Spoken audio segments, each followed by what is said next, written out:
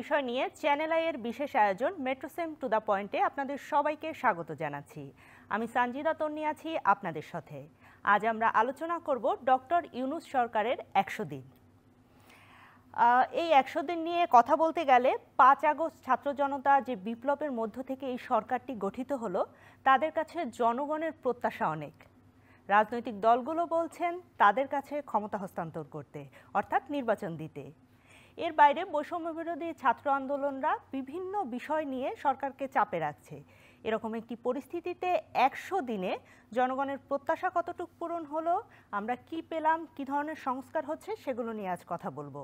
কথা বলার জন্য আজ স্টুডিওতে আছেন জুনায়েদ সাকিব, প্রধান সমন্বয়কারী গণসংহতি আন্দোলন। আপনাকে শুভেচ্ছা এবং স্বাগত। আমার সঙ্গে আছেন মোহাম্মদ লতিফুল ইসলাম শিবলি, নির্বাহী পরিচালক, কবি নজরুল ইনস্টিটিউট। স্বাগত আপনাদেরকে। Thank you. প্রথমে যে প্রশ্নটি করতে চাই, অন্তর্বর্তীকালীন সরকারের ১০০ দিন জনগণের প্রত্যাশা কতটা পূরণ হলো এবং তাদের যে জোরালো ভূমিকা থাকা দরকার ছিল এই প্রত্যাশা পূরণে, সেটি কতদূর? ধন্যবাদ আপনাকে। আমি আমার সহালোচক সহ যারা দেখছেন সবাইকে সালাম এবং শুভেচ্ছা জানাচ্ছি। অন্তর্বর্তী সরকার, যেটা আপনি শুরুতেই বলেছেন, আমাদের ছাত্র শ্রমিক জনতার একটা গণ অভ্যুত্থান, তাদের আত্মত্যাগের উপর দাঁড়িয়ে সরকার গঠিত হয়েছে। ফলে মানুষের প্রত্যাশা স্বাভাবিকভাবে বেশি এবং অভূতপূর্ব একটা জনসমর্থন বলতে পারেন। সমস্ত ফ্যাসিবাদ বিরোধী স্টেক হোল্ডার, শিক্ষার্থী, রাজনৈতিক দল, শ্রেণী পেশার সকল অংশীজনের সমর্থনেই সরকার রাষ্ট্র পরিচালনার দায়িত্ব নিয়েছে। ১০০ দিন অতিক্রান্ত হলো এবং মাননীয় প্রধান উপদেষ্টা তার ১০০ দিনের কাজ নিয়ে জনগণের উদ্দেশ্যে বক্তৃতাও দিয়েছেন। তার ভাষণে তিনি অনেকগুলো কথা সামনে এনেছেন, তার সরকারের কাজের যে সাফল্যের জায়গাগুলো, সীমাবদ্ধতার জায়গাগুলো। তো এই বিষয়ে আমরা শুরু থেকে কতগুলো জায়গা অগ্রাধিকার হিসেবে সরকারের কাছে তুলে ধরেছিলাম এবং এটা আমরা মানে এই অর্থে তুলে ধরেছি যে এই সরকার আসলে এই সরকারকে আমরা সমর্থন করি। এই সরকার জনগণের প্রত্যাশা পূরণ করবে। এই সরকার তো আমাদের প্রতিপক্ষ না।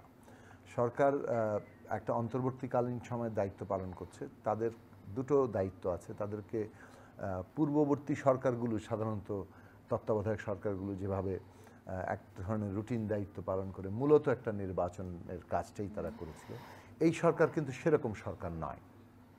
এই সরকারকে যাকে বলে যে পূর্ণ রাষ্ট্রীয় দায়িত্ব পালন করতে হচ্ছে। রাষ্ট্রটাকে একটা নিয়মিত সরকারের মতোই পরিচালনা করতে হচ্ছে এবং একই সাথে আবার রাজনৈতিক উত্তরণের যে কাজটা, সেটাও তাদেরকে করতে হবে। ফলে দুটো গুরুত্বপূর্ণ কাজ তাদের সামনে এবং যে কারণে চাপটাও বেশি। আবার সরকার আকারে ছোট, হাতে পেয়েছে একটা ভাঙনোন্মুখ রাষ্ট্র প্রতিষ্ঠান, যেগুলো কোনোটা একেবারে মানে পুরোপুরি অকার্যকর হয়ে, যেমন পুলিশ, তাদেরকে বেশ কিছুদিন খুঁজেই পাওয়া যায়নি। এইরকম একটা অবস্থায় সরকারের কাজ, তার যে মূল ডিরেকশন, মানে কোন পথে তার যদি গতিমুখ দেখি, আমি সেটা বলবো যে সেটা ইতিবাচক জায়গাতেই আমরা দেখছি যে সরকার ঠিক গতিমুখে আছে এবং সরকার জনগণের প্রত্যাশা পূরণের জন্য চেষ্টা করছে। কিন্তু আমরা যেটা বারবার চেষ্টা করছি, সরকারকে এখনো পর্যন্ত মানুষের মূল প্রত্যাশাগুলো কি সেগুলো বারবার স্মরণ করিয়ে দেওয়ার জন্য, চিহ্নিত করার জন্য, কিংবা কোনো কোনো ক্ষেত্রে সতর্ক করার জন্য। যেমন একটা বিষয়, আমরা 5টা অগ্রাধিকার রাষ্ট্র দৈনন্দিন কাজের মধ্যে বলেছিলাম যে অন্য সকল কাজের মধ্যে এই 5টা অগ্রাধিকার ভিত্তিতে করা দরকার। তার মধ্যে একটা তো হচ্ছে শহীদদের তালিকা, তাদের জাতীয় মর্যাদায় অভিষিক্ত করা, তাদের পরিবারের দায়িত্ব নেওয়া। এটা খুব গুরুত্বপূর্ণ, কেননা অনেক শহীদ পরিবার, শহীদ যারা হয়েছেন তারা একেবারেই ওই পরিবারের মূল উপার্জনকারী ছিলেন। ফলে আজকে 100 দিন পার হচ্ছে, কিংবা এক হিসেবে 103 দিন পার হচ্ছে, কিংবা কারো কারো ক্ষেত্রে আরও বেশি দিন, কেউ 18 তারিখে, 19 তারিখে, কেউ 16 তারিখে থেকে শুরু করি যদি আমরা মারা গেছেন। ফলে তাদের জন্য কিন্তু বেশ কঠিন দিন পার হচ্ছে। এই ক্ষেত্রে সরকারকে আরও দ্রুত পদক্ষেপ নেওয়া, জোরালো পদক্ষেপ নেওয়া দরকার ছিল। সেই ঘাটতিগুলো আমাদের জন্য বিব্রতকর, সরকারের জন্য বিব্রতকর আমরা মনে করি। কোনো একজন শহীদ পরিবার যদি আহাজারি করে যে তাদের অবস্থা খারাপ, তারা ঠিক মতো তাদের যে তারা কোনোভাবে অবহেলার শিকার হচ্ছেন, এইটা আসলে কোনোভাবে গ্রহণযোগ্য হতে পারে না। একই কথা আহতদের ক্ষেত্রে প্রযোজ্য। তাদের সুচিকিৎসা, তাদের ভবিষ্যৎ জীবনটা কীভাবে চলবে। এখন আহতরা যে রাস্তায় এসে তারা কথা বলেন, এটা তো মানে উপদেষ্টারাও দুঃখ প্রকাশ করেছেন, কিন্তু দুঃখ প্রকাশ করাটাই মানে এই পর্যন্ত না আসাই উচিত ছিল। এবং আমরা এটা বলবো যে এইটা অগ্রাধিকার ভিত্তিতে সরকারের তো অনেক বড় তার লোকবল, অর্থ, সমস্ত কিছু তার নিয়ন্ত্রণে, ফলে তাদের ওই জায়গাটাতে ওইভাবে অগ্রাধিকার দেওয়া ছিল। এখন আমি মনে করি যে একেবারে অগ্রাধিকার দিয়ে একটি অভিযোগও যাতে না আসে সেই দিকে তাদের মনোযোগ রাখা উচিত। আমরা আপনার কাছে আমি আসব, অনেকগুলো বিষয় আছে সরকার দৈনন্দিন যে তার রাষ্ট্র পরিচালনা সেখানে কি করছে এবং অন্যান্য বিষয়ে আমি কথা বলবো। আমি একটু মোহাম্মদ লতিফুল ইসলাম শিবলি আপনার কাছে জানতে চাই, আপনি একজন সাংস্কৃতিক ব্যক্তিত্ব, প্রচুর বই লেখেন, বইমেলা আপনার বই বের হয়। তো এবার বইমেলা নিয়ে আমরা যেটি শুনছি যে বইমেলার স্থান পরিবর্তন হতে পারে এবং এর পাশাপাশি হচ্ছে বইমেলাকে হচ্ছে জাতীয় গ্রন্থকেন্দ্রের কাছে ফিরিয়ে দেওয়ার একটি কথা আসছে। এই মুহূর্তে বাংলাদেশের জনগণ সকল ক্ষেত্রে সংস্কার চায়, এই সংস্কারটি কেমন আপনি দেখছেন, পজিটিভ নাকি নেগেটিভ? বইমেলা নিয়ে এরকম বিতর্ক আসলে গত প্রায় ৫-৭ বছর ধরেই চলছে আর কি। প্রতিবার বইমেলা আসলেই আমরা শুনি যে এই সোহরাওয়ার্দী উদ্যান থেকে এটা সরে যাবে, অন্য কথা। গত বছর যেমন বাণিজ্য মেলায় বইমেলা হওয়ার প্ল্যান চলছিল আর কি। তো এটা খুব মানে ভালো চিন্তা ছিল না আর কি। বইমেলার যে জায়গায়, এখানে তো একটা ঐতিহ্য আমাদের বইমেলা, বাংলা একাডেমির বইমেলা, বাংলা একাডেমির বইমেলা আমরা সবসময় বলে থাকি। তো এই ঐতিহ্য থেকে সরে আসলে আসলে আমার মনে হয় যে বইমেলা তার ঐতিহ্য এবং যেই মানে ইতিহাস ধারণ করে বইমেলা, এটা হারাবে আসলে। তো সেক্ষেত্রে আমাদের সবার একটা ছিল, অ্যাডভাইস ছিল যে বাংলা একাডেমির সামনে দিয়ে টিএসসি থেকে ওই দোয়েল চত্বর পর্যন্ত যে রাস্তাটা 90 দশকের বইমেলাগুলো এরকম হতো আর কি। তো এইটার মানে এই রাস্তার দুই পাশে এবং বাংলা একাডেমি মিলিয়ে এই জায়গাটা আসলে নির্ধারণ করা যায়। এবং সেক্ষেত্রে পাশাপাশি আমরা মানে আমাদের তো শহরে কোনো উদ্যান আসলে নাই ওই অর্থে, এবং সবুজের অনেক অনেক অনেক কমতি আছে এই শহরে। তো উদ্যানটাকে যদি আমরা মানে এই অর্থে ছেড়ে দেওয়া যায় যে পরিবেশের কথা চিন্তা করলে, তাহলে আমরা হয়তো উদ্যানটাকে আমরা ছেড়ে দিতে পারি, দিয়ে বইমেলার জায়গাটাকে এইভাবে নতুন করে চিন্তা ভাবনা করা যেতে পারে। আমরা তো অনেক ধরনের সংস্কারের কথা বলছি। সংস্কার মানে কি যে একটা প্রতিষ্ঠানের এই ব্যক্তি ছিল, তাকে পরিবর্তন করে অন্য ব্যক্তিকে নিলাম, কিংবা একটা জায়গায় হতো বইমেলা, সেখান থেকে নিয়ে অন্য জায়গায় আমরা সরিয়ে নিলাম, সেই সংস্কার কি আমরা সংস্কৃতির যে অঙ্গনগুলো আছে সেখানে চাচ্ছি, নাকি গুণগত মানের সংস্কার চাচ্ছি? আমরা তো আসলে সংস্কার বলতে ব্যক্তি এবং ব্যক্তির যেই চিন্তা দুটাকেই মানে মিন করি। এখন একজন লোক বদলালেই তো ওই জায়গাটা সংস্কার হবে তা তো না। তার মনের মধ্যে যদি ফ্যাসিবাদ থাকে, সে যদি মনে মনে এখনো সেই পুরনো আওয়ামী লীগের ভূত এবং চিন্তাকে সে যদি মানে ধারণ করে বা বহন করে, তাহলে তো পরিবর্তন হবে না। তো আমাদের এখানে আসলে কালচারাল যেই সংস্কার আমরা আশা করছি সেটা হচ্ছে ম্যাসিভ একটা বিষয়। কারণ হচ্ছে যে গত 16 বছরে ফ্যাসিস্টরা এক ধরনের ন্যারেটিভ দাঁড় করিয়েছে, তাদের এক ধরনের সংস্কৃতি তৈরি করেছে তারা। যেই সংস্কৃতিটা ছিল আসলে পুরো ডিভাইডেড অ্যান্ড রুল ব্রিটিশদের মতো, মানে ও রাজাকার, ও হচ্ছে এই পন্থী সেই পন্থী, এইসব কথা বলে বলে আসলে এটা ওরা এই কাজটা করেছে খুব সুচিন্তিতভাবে, এবং সাংস্কৃতিক একটা বলয় তৈরি করে, সাংস্কৃতিক একটা আইডিওলজি তৈরি করে ওরা আসলে এই কাজটা করেছে। তো এখন আমাদের কাজ হচ্ছে যে আমরা এখন তো একটা যেই দেশ আমরা এখন পেয়েছি, এখন আমাদের কাজ এই 16 বছর ধরে যেই মিথ্যে ন্যারেটিভ, যেই ফ্যাসিবাদী ন্যারেটিভ ওরা দাঁড় করেছিল, তার বিরুদ্ধে একটা বিপরীত ন্যারেটিভ দাঁড় করানো। মানে আমাদের যেই চিন্তা নিয়ে আমরা লড়াই করেছি, যেই চিন্তাকে মাথায় নিয়ে, যে দেশটাকে যেমন দেশ চিন্তা করে আমরা আমাদের তরুণরা প্রাণ দিয়েছে, সেই ন্যারেটিভটাকে দাঁড় করানো। সেই ন্যারেটিভের মধ্যে আমাদের যে দেশপ্রেম, আমাদের দেশ, আমাদের জাতিসত্তা, আমাদের ঈমান, আমাদের বিশ্বাস, আমরা যে বাংলাদেশ মানে ইন্ডিপেন্ডেন্ট বাংলাদেশ, কোনো পৃথিবীর কোনো রাষ্ট্রের আধিপত্য থাকবে না আমাদের উপর, আমাদের ফরেন পলিসি আমরাই তৈরি করব। আমাদের যেমন একটা সময় এসে মনে হয়েছিল আমাদেরকে কে উদ্ধার করবে, আমেরিকা আসবে, ভারত আসবে, চায়না আসবে, নাকি হাসিনার মৃত্যু হতে হবে, এরকম করে চিন্তা করতাম আমরা। কিন্তু এগুলো সবই আসলে আমাদের চিন্তার দৈন্যতা ছিল। মানে আমরা চিন্তাই করতে পারি না যে কিভাবে আমরা আসলে মুক্তি লাভ করব। অথচ আমরা মুক্তিযুদ্ধ থেকে মানে মুক্তিযুদ্ধ করে স্বাধীনতা পাওয়া একটা জাতি। তো আমাদেরকে এক সময় এমন চিন্তার দৈন্যতা পেয়ে বসেছিল, এই চিন্তার দৈন্যতাটা ঢুকিয়েছিল হচ্ছে এই ফ্যাসিবাদরা। ওরা আমাদেরকে চিন্তা করার কোনো অবকাশই দেয়নি। তো যার ফলে যত রকম কালা কানুন আছে, আমাদেরকে মত প্রকাশের স্বাধীনতার উপর ওরা হস্তক্ষেপ করেছে। আমরা চাইলেই ইচ্ছা মতো একটা কিছু লিখতে পারতাম না, বারবার ব্যাক স্পেস দিয়ে আমরা ডিলিট করে করে লিখতাম। আমি আমার 8টা উপন্যাস আমি জানি লিখেছি, প্রতিটা উপন্যাসে আমি তো লিখি হচ্ছে ফ্যাক্ট বেস উপন্যাস লিখি আসলে। প্রতিটা উপন্যাসে আমি আজকে মনে হয় যে আমি যদি এখন আবার ওই উপন্যাসগুলো লিখতে পারতাম, কত কি আমি লিখে লিখে কেটে ফেলেছি। একেবারেই পরিষ্কার গুণগত পরিবর্তন চাচ্ছেন আপনি, জায়গার পরিবর্তন কিংবা ব্যক্তির পরিবর্তন।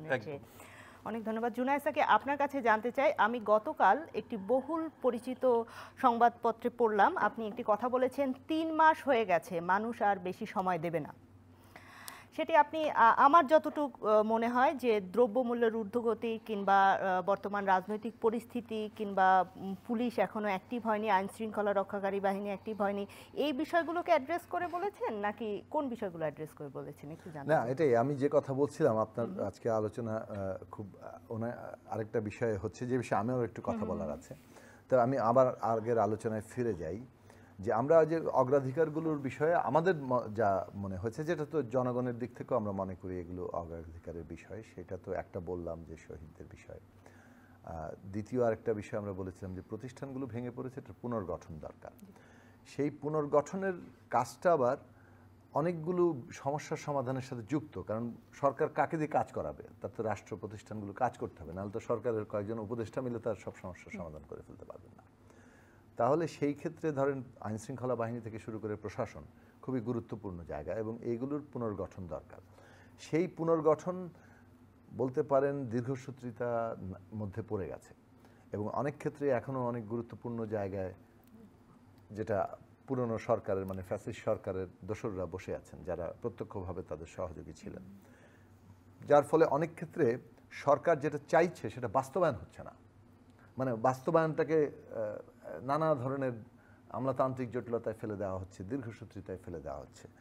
সেইটা আমরা আরও জোরালো ভূমিকার জায়গাতে তাদেরকে বলেছিলাম এবং ওই জায়গা থেকে যে তারা তো একটা জনগণের সমর্থন কিংবা স্টেক হোল্ডারদের সমর্থনের উপরে দাঁড়িয়ে আছে, ফলে তাদের যে শক্তির জায়গা সেইটা যদি, এই কারণে আমরা বলেছিলাম যে এক্ষেত্রে মানে প্রয়োজনে শিক্ষার্থী রাজনৈতিক দল শ্রেণী পেশা তাদের নিয়ে একটা জাতীয় রাজনৈতিক পরিষদ করা যেতে পারে, যেটা নানা বিষয়গুলো। পরিষদের কি কোনো অগ্রগতি আছে? আপনি অনেকদিন থেকে এটি রাজনৈতিক বন্দোবস্ত, সেটা এখন পর্যন্ত হয় না, এটা বন্দোবস্তের সাথে এটা সম্পর্কিত না, এটা হচ্ছে রাষ্ট্র পরিচালনায় এই সরকারকে সহযোগিতা করার জন্য তারা যাতে সিদ্ধান্ত নিলে সিদ্ধান্তের সম্ভাব্য প্রতিক্রিয়াগুলো কি কি সেটা জাতীয় রাজনৈতিক কাউন্সিল, সেটা স্টেক হোল্ডারদের সাথে আগে আলোচনা করলে প্রতিক্রিয়াগুলোও কম হবে, বরং সেটা কার্যকর করতে সুবিধা হবে।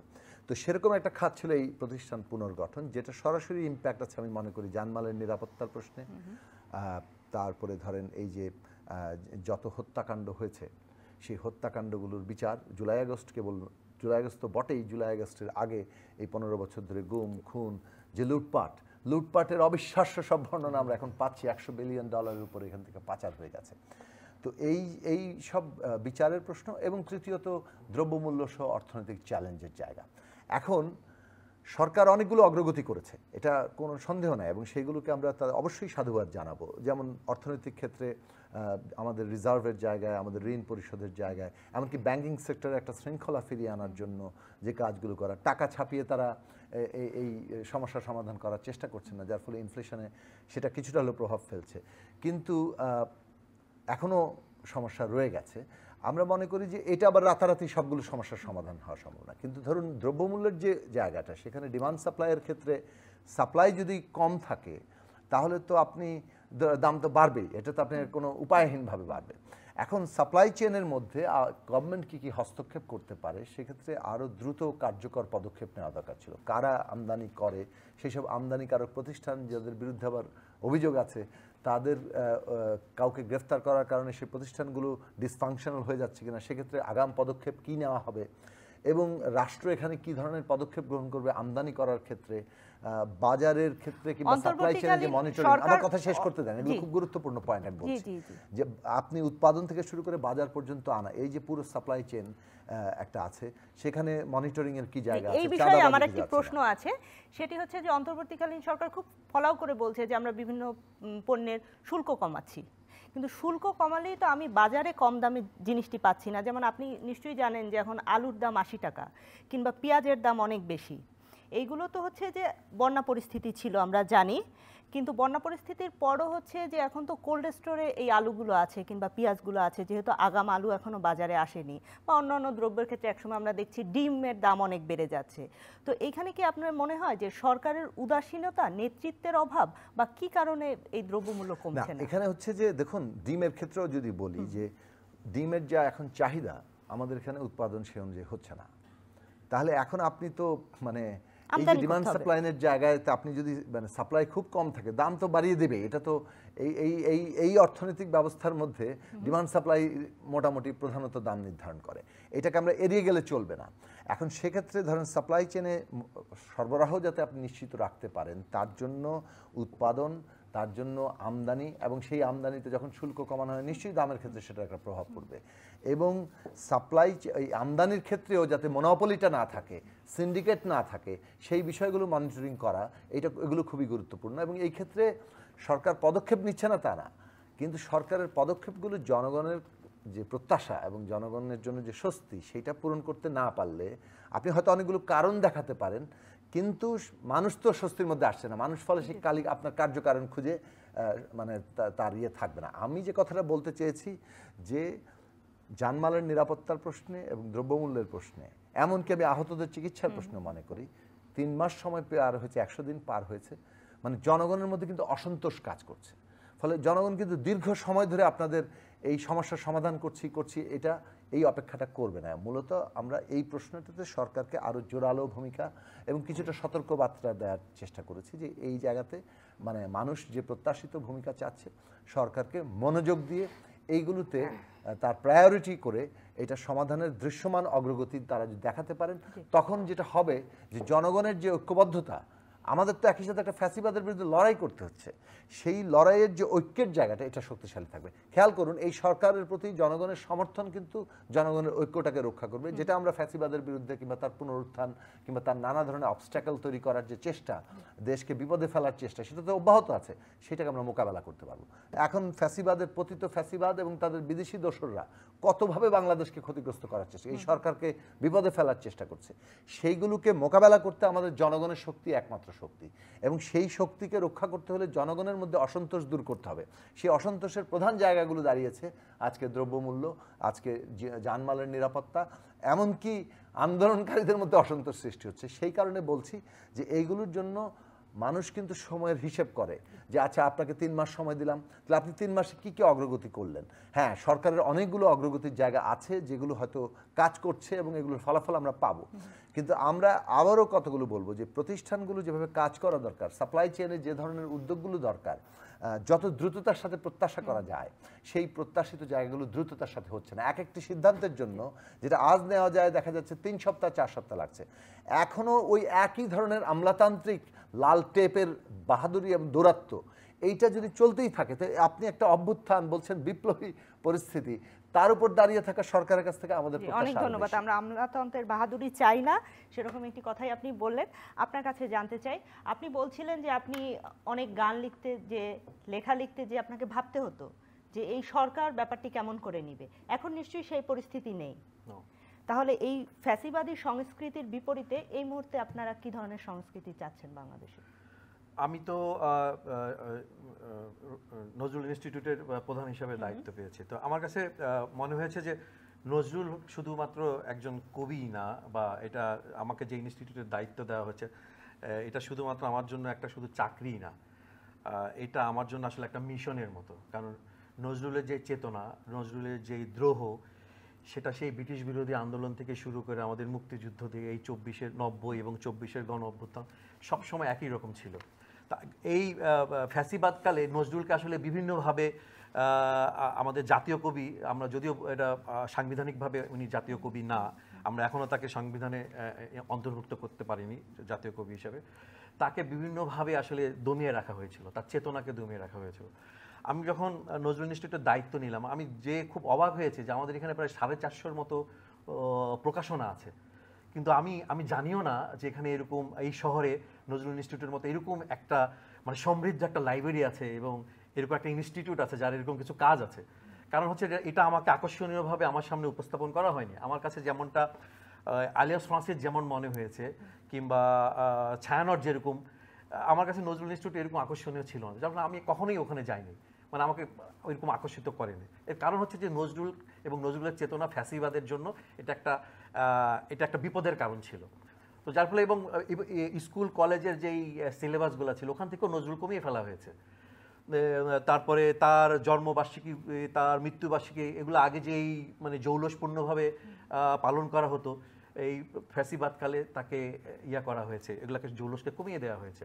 যার ফলে হচ্ছে ফ্যাসিবাদীরা এক ধরনের দেবতা তৈরি করেছে। ওরা দেবতা কিরকম, যেমন মুজিবকে দেবতা বানানো হয়েছে, রবীন্দ্রনাথকে দেবতা বানানো হয়েছে। ওরা চেয়েছে যে আমরা আসলে সাহিত্য চর্চা না করে রবীন্দ্রনাথের পূজা করি, মুজিবের পূজা করি, মানে ওকে নেতা থেকে আমরা আসলে দেবতা বানিয়ে ফেলি।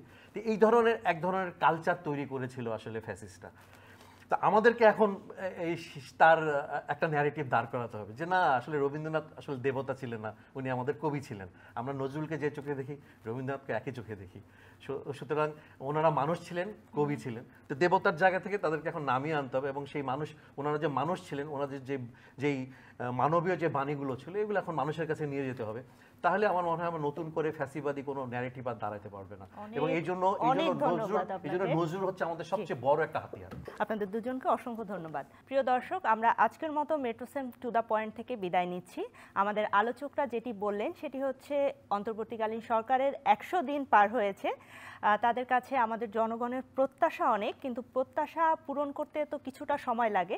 পাশাপাশি আমাদের দৈনন্দিন জীবনে দ্রব্যমূল্যের দাম কিংবা আইন শৃঙ্খলা পরিস্থিতি কী অবস্থায় রয়েছে সেটির দিকে সবাই নজর রাখছে। সেটি দ্রুত উন্নতি হবে বলেই আমরা মনে করি, আমাদের আলোচকরা মনে করেন। এবং পাশাপাশি আমাদের সংস্কৃতিকে আবার নতুন করে ঢেলে সাজানোর ব্যাপারেও তারা একমত। আপনারা সবাই ভালো থাকবেন, আমাদের সঙ্গেই থাকবেন। অনেক ধন্যবাদ।